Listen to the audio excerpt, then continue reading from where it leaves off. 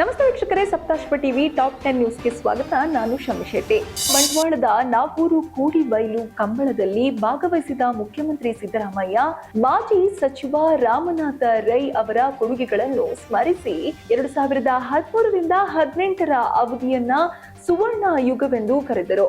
ಬಂಟ್ವಾಳ ಕ್ಷೇತ್ರಕ್ಕೆ 5,000 ಕೋಟಿ ರೂಪಾಯಿ ತಂದಿದ್ದರೂ ಜನರು ಸೋಲಿಸಿದ್ದು ನ್ಯಾಯವಲ್ಲ ಎಂದು ಅಭಿಪ್ರಾಯ ವ್ಯಕ್ತಪಡಿಸಿದರು.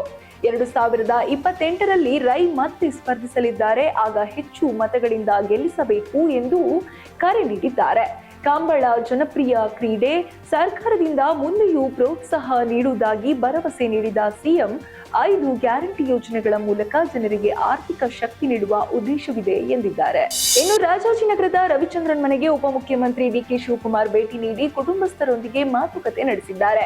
ಸುಮಾರು 55 ವರ್ಷಗಳಿಂದ ಸ್ನೇಹ ಬೆಳೆಸಿಕೊಂಡಿರುವ ಡಿಕೆಶಿ ಮತ್ತು ರವಿಚಂದ್ರನ್ ಅವರ ಬಾಂಧವ್ಯವನ್ನು ನೆನೆಸಿಕೊಂಡು ಹಳೆಯ ನೆನಪುಗಳನ್ನು ಹಂಚಿಕೊಂಡಿದ್ದಾರೆ. ರಾಜಕೀಯ ವ್ಯಕ್ತಿ ಮತ್ತೆ ಸಿನಿಮಾ ರಂಗ ವ್ಯಕ್ತಿಯ ಸ್ನೇಹ ನೋಡೋದೇ ಒಂದು ಚಂದ.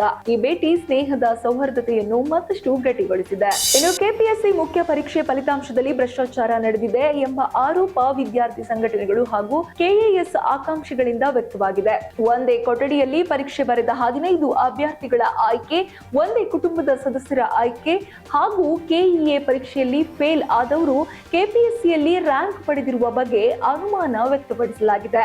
ಈ ಎಲ್ಲ ಆರೋಪಗಳನ್ನು ರಾಜ್ಯಪಾಲರಿಗೆ ದೂರು ಸಲ್ಲಿಸಿ ಸಿಬಿಐ ತನಿಖೆ ನಡೆಸುವಂತೆ ಆಗ್ರಹಿಸಲಾಗಿದೆ. ಶೀಘ್ರದಲ್ಲೇ ರಾಜ್ಯಪಾಲರನ್ನು ಖುದ್ದಾಗಿ ಭೇಟಿ ಮಾಡುವುದಾಗಿ ಆಕಾಂಕ್ಷಿಗಳು ತಿಳಿಸಿದ್ದಾರೆ.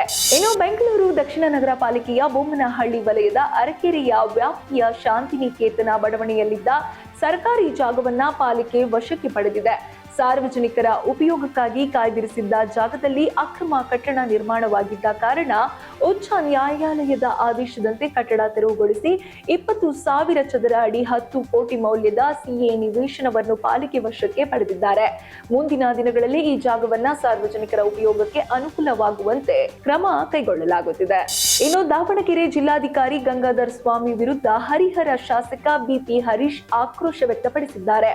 ನೌಕರರ ಭವನದಲ್ಲಿ ನಡೆದ ಮಹಿಳಾ ದಿನಾಚರಣೆ ಕಾರ್ಯಕ್ರಮವನ್ನ ತಡವಾಗಿ ಆರಂಭಿಸಿದ ಕಾರಣ ಆಕ್ರೋಶಗೊಂಡ ಶಾಸಕ ಜಿಲ್ಲಾಧಿಕಾರಿ ಒಂದು ಕುಟುಂಬದ ಸೇವಕರಂತೆ ಕೆಲಸ ಮಾಡುತ್ತಿದ್ದಾರೆ ಎಂದು ಆರೋಪಿಸಿದರು.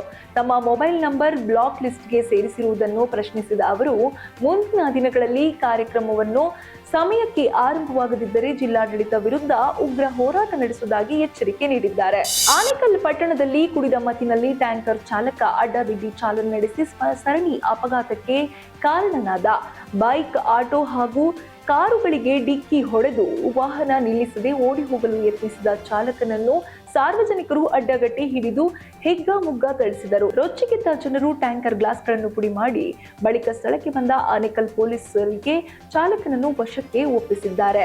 ಇನ್ನು ಬೆಳಗಾವಿ ಮಾರಿಹಾಳ ಪೊಲೀಸರು ವಾಹನ ಕಳ್ಳತನ ಪ್ರಕರಣವನ್ನ ತನಿಖೆ ನಡೆಸಿ ಭರ್ಜರಿ ಕಾರ್ಯಾಚರಣೆ ನಡೆಸಿದ್ದಾರೆ. ನಿಲಜಿ ಗ್ರಾಮದಲ್ಲಿ ಕಳ್ಳತನವಾಗಿದ್ದ ಮಿನಿ ಗೂಡ್ಸ್ ವಾಹನದ ಸುಳಿವಿನಿಂದ ತನಿಖೆ ಮುಂದುವರಿಸಿ ಬರೋಬ್ಬರಿ 21 ವಾಹನಗಳನ್ನು ಪತ್ತೆ ಹಚ್ಚಿದ್ದಾರೆ. 8 ಜನ ಆರೋಪಿಗಳ ಪೈಕಿ 9 ಜನರನ್ನು ವಶಕ್ಕೆ ಪಡೆದ ಪೊಲೀಸರು ಅಶೋಕ ಲೇಲ್ಯಾಂಡ್ ಮಿನಿ ಗೂಡ್ಸ್ ವಾಹನಗಳು, ಬೈಕ್ಗಳು ಸೇರಿದಂತೆ ಹಲವು ವಾಹನಗಳನ್ನು ವಶಪಡಿಸಿಕೊಂಡಿದ್ದಾರೆ. ಸ್ಥಳಕ್ಕೆ ಭೇಟಿ ನೀಡಿದ ಪೊಲೀಸ್ ಆಯುಕ್ತ ಭೂಷಣ್ ಬೋರಸೆ ವಾಹನಗಳ ಪರಿಶೀಲನೆ ನಡೆಸಿದ್ದಾರೆ. ಬೆಂಗಳೂರು ದೀಪಾಂಜಲಿ ಮೆಟ್ರೋ ಸ್ಟೇಷನ್ನಲ್ಲಿ ಯುವಕ ಡಮ್ಮಿ ಗನ್ ಹಿಡಿದು ಪ್ರ್ಯಾಂಕ್ ಮಾಡಲು ಯತ್ನಿಸಿದ ಘಟನೆ ಸಾರ್ವಜನಿಕರಲ್ಲಿ ಆಕ್ರೋಶ ಹುಟ್ಟಿಸಿದೆ.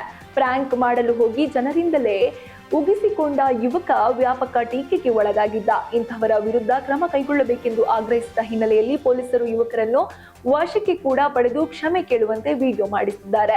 ಇನ್ನು ಶಿರಾಳಗೊಪ್ಪ ಪಟ್ಟಣದ ಆನವಟ್ಟಿ ರಸ್ತೆಯ ನಿವಾಸಿ ಶೋಭಾ ಕುಮಾರ್ ಅವರ ಪುತ್ರ ಗಿರೀಶ್ ಬೈಕ್ ಟ್ರ್ಯಾಕ್ಟರ್ ಅಪಘಾತದಲ್ಲಿ ಗಾಯಗೊಂಡು ಚಿಕಿತ್ಸೆ ಫಲಕಾರಿಯಾಗದೆ ಮೃತಪಟ್ಟಿದ್ದಾರೆ. ಸಾವಿನಲ್ಲೂ ಸಾರ್ಥಕತೆ ಮೆರೆದ ಕುಟುಂಬ ಗಿರೀಶನ ಅಂಗಾಂಗವನ್ನ ದಾನ ಮಾಡಿ ಇತರರಿಗೆ ಮಾದರಿಯಾಗಿದ್ದಾರೆ. ಶನಿವಾರ ಬೆಂಗಳೂರಿನಿಂದ ಪಾರ್ಥಿವ ಶರೀರ ತಂದು ಸಾರ್ವಜನಿಕ ಮೆರವಣಿಗೆಯ ಮೂಲಕ ಸೊರಬ ರಸ್ತೆಯ ಹಿಂದೂ ರುದ್ರಭೂಮಿಯಲ್ಲಿ ಅಂತ್ಯಕ್ರಿಯೆ ನೆರವೇರಿಸಲಾಯಿತು. ಕೋಲಾರ ಜಿಲ್ಲೆಯ ಕೆಜಿಎಫ್ನಲ್ಲಿ ಪ್ರಸನ್ನ ಲಕ್ಷ್ಮೀ ವೆಂಕಟರಮಣ ಸ್ವಾಮಿಯ 91ನೇ ವರ್ಷದ ಪುಷ್ಪ ಪಲ್ಲಕ್ಕಿ ಉತ್ಸವ ಅದ್ದೂರಿಯಾಗಿ ನಡೆಯಿತು. ಸುಮಾರು 5ರಿಂದ 6 ಟನ್ ತೂಕದ ಪಲ್ಲಕ್ಕಿಯನ್ನು ಸಾವಿರಾರು ಭಕ್ತರು ಹೊತ್ತು ಸಾಗಿಸಿ ಗೀತಾ ರಸ್ತೆ ಸೇರಿದಂತೆ ಪ್ರಮುಖ ಬೀದಿಗಳಲ್ಲಿ ಸಂಚರಿಸಿದೆ. ತಮಿಳುನಾಡಿನ ಕಲಾವಿದರಿಂದ ನಿರ್ಮಾಣಗೊಂಡ ಪಲ್ಲಕ್ಕಿ ಭಕ್ತರ ಮನ ಸೆಳೆದಿದೆ.